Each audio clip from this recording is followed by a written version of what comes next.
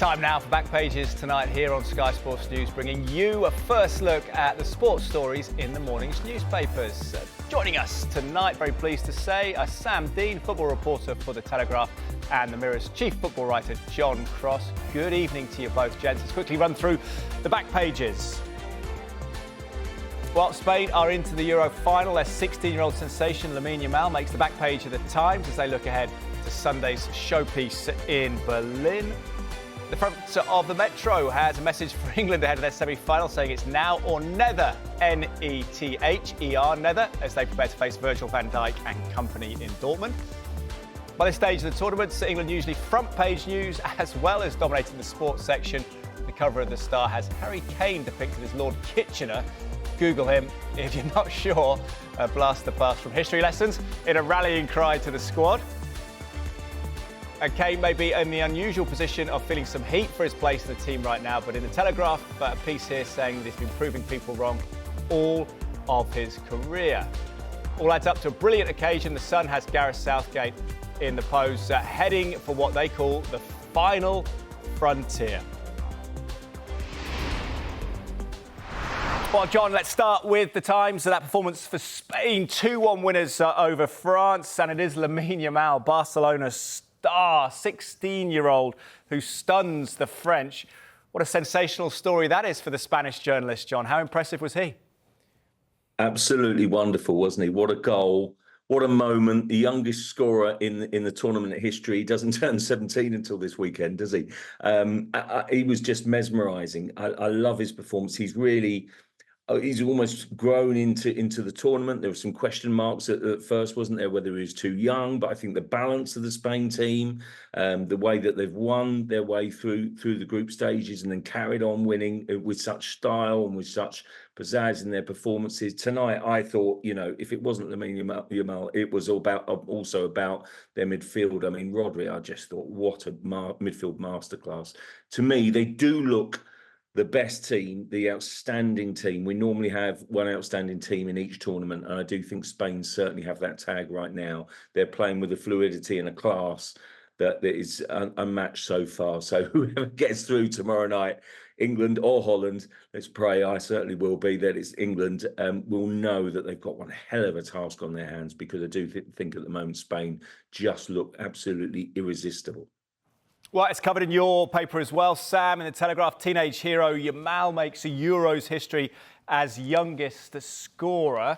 I mentioned Rodri there as well. John said that. I know there was a discussion about whether he should be considered for Ballon d'Or and why he hasn't been in recent years. But how daunting a challenge for England if they get past the Netherlands? Yeah, it's a big if, as you say, but as John has said, the balance in this Spain team is quite remarkable.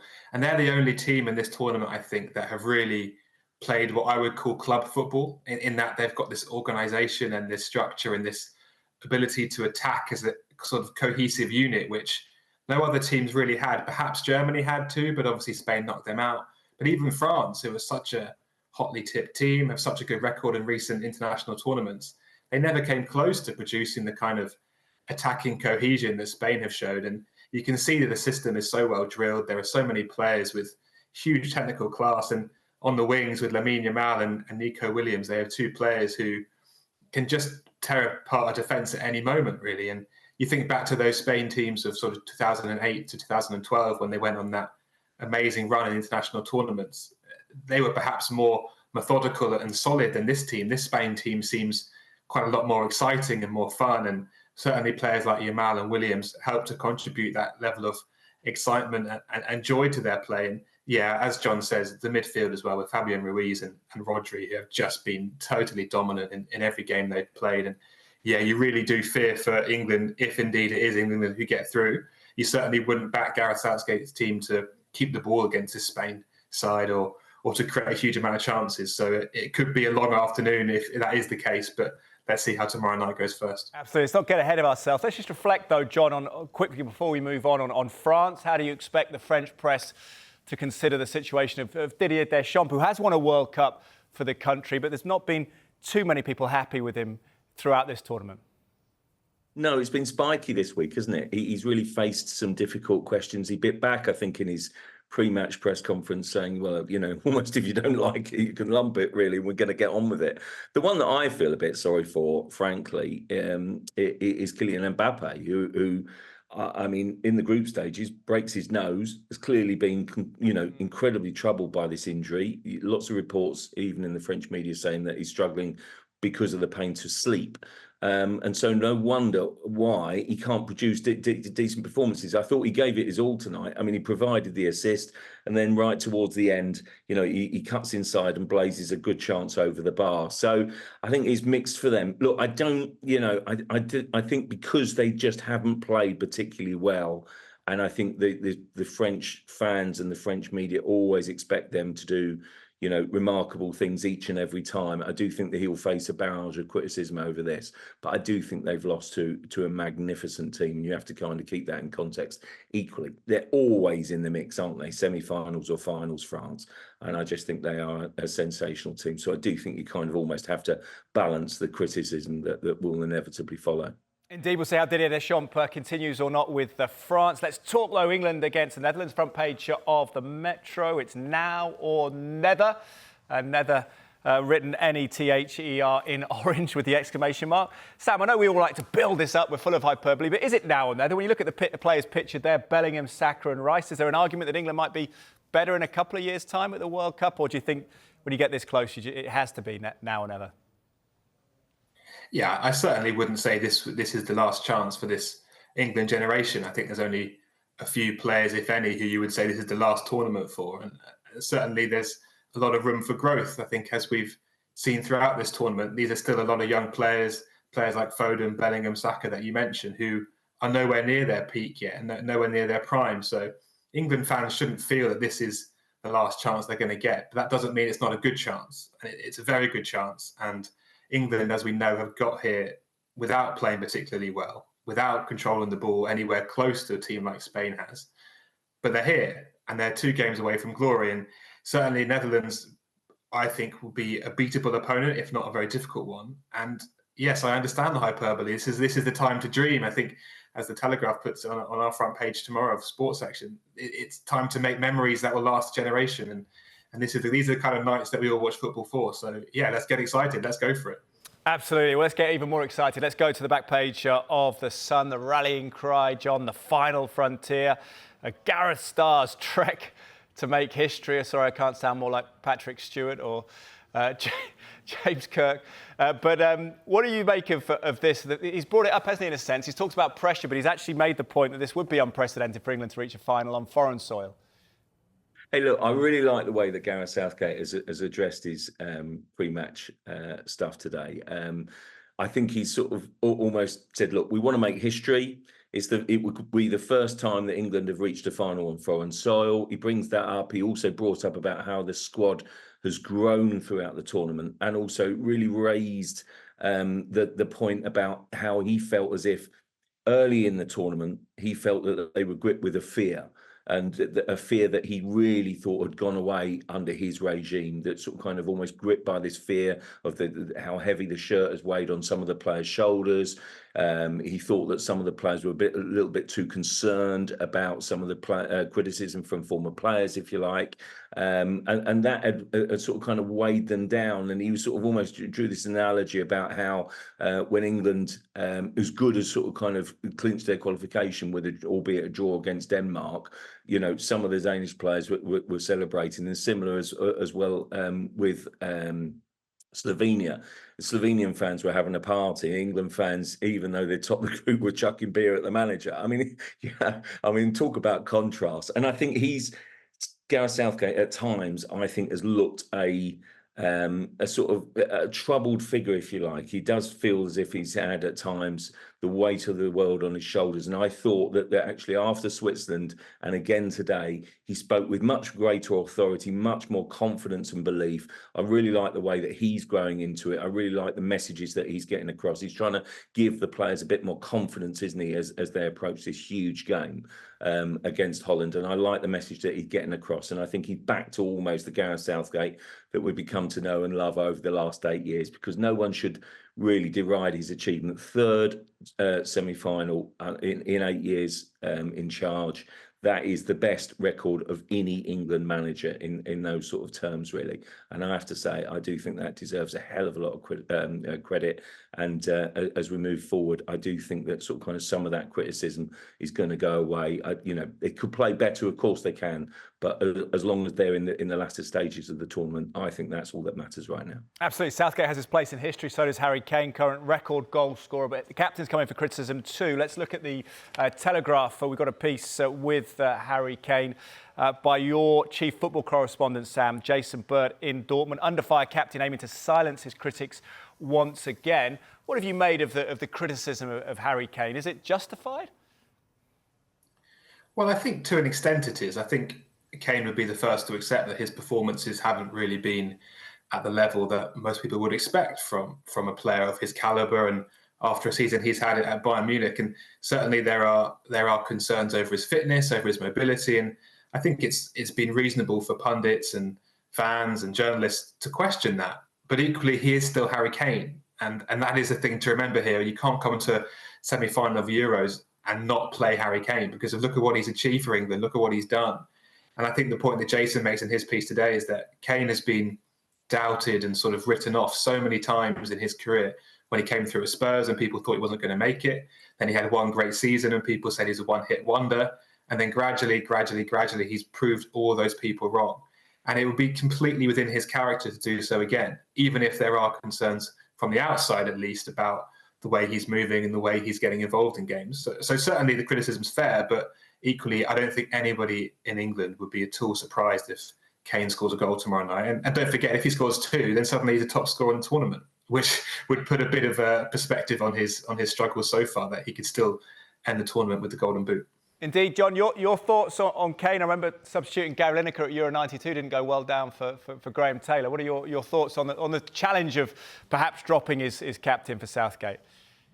Yeah, do you know what, Teddy? It did actually feel a little bit strange. Even Ivan Toney coming on for Harry Kane on Saturday, just gone. Look, I think Harry Kane is an absolute world-class striker.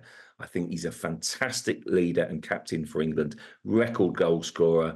You know, you listen to players talking about him this week, Trent Alexander-Arnold, Luke Shaw, both saying, look, he offers so much more than just, you know, being the player on the pitch and being a world-class finisher. And I do think they look up to him and he leads. I don't feel that, as Sam was rightly saying, I don't feel that Kane's been at his best in this tournament. I do think that maybe missing the last few weeks of the season with a bit of a back injury for Bayern Munich has played into that, whether that's still a remnants of that or whether it's sort of kind of match fitness or sharpness. I actually feel so sorry for Kane, because I think he's one of our all-time great players. I really, really do. And if you remember what, 3 years ago at the last Euros, he went into that not quite fully fit. You know, he has the heartbreak then of the World Cup quarter-final last time out. This is a guy who has served his country, and he's a brilliant captain and fantastic leader and symbol of what the England team, you know, wants to be. And I so hope it comes good for him in this tournament.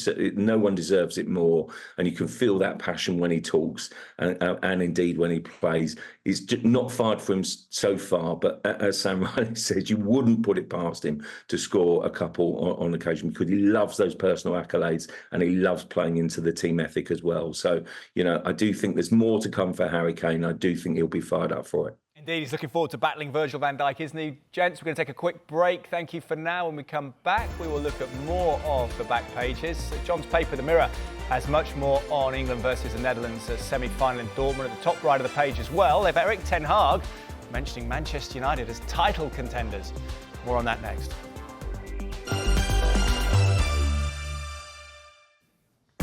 Welcome back. You're watching Back Pages tonight, and it's welcome back to Sam Dean, football reporter for The Telegraph, and The Mirror's chief football reporter, John Cross. Gentlemen, let's consider the Netherlands and how they can hurt England. A piece by Daniel Sakiri in The Telegraph on just that note. 4 ways he says that England can hurt the Netherlands. One is pick Gordon to exploit space on right flank. 2, use new system to smother Memphis Depay.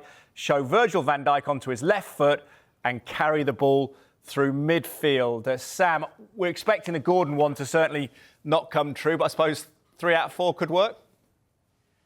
3 out of 4 could work. And you never know, it could be another 2-hour-long game, so there might yet be time for Gordon, who obviously hasn't really had the sniff that people were expecting him to have at this tournament so far, but he certainly could have an impact. And Dan Zakiri, as you say, he's really flagged up the fact that the Dutch are quite an asymmetrical team, and Denzel Dumfries, their right wing back, really likes to push forward and provide the width, which leaves a few gaps behind. But yeah, the other three, Smother, Depay, I think a lot of Premier League supporters will not look at Memphis Depay's name and tremble in fear, but people should not forget how successful he's been in his career and what kind of threat he can pose the English team. And yeah, I think the fourth point that Dan makes, carrying the ball through midfield, is a very interesting one, because the Dutch play these two highly technical midfielders in Reindeers and Schouten, who are great on the ball, but perhaps not quite as powerful and dynamic as the likes of Declan Rice and Jude Bellingham. So theoretically, at least, you'd like to think that England's midfielders could go on a few marauding runs and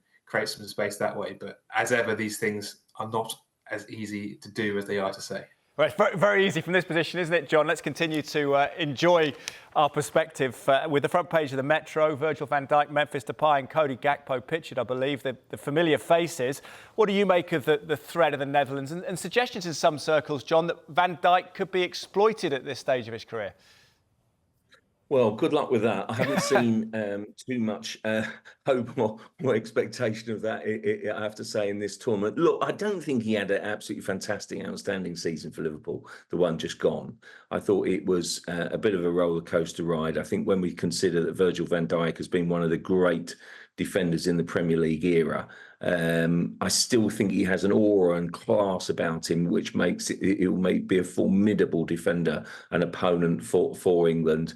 I think that goals has been an issue and goal threat. Memphis Depay obviously playing sort of up front, really leading the line, and Cody Gakpo being much more of a danger, cutting in almost from the left-hand side, isn't he?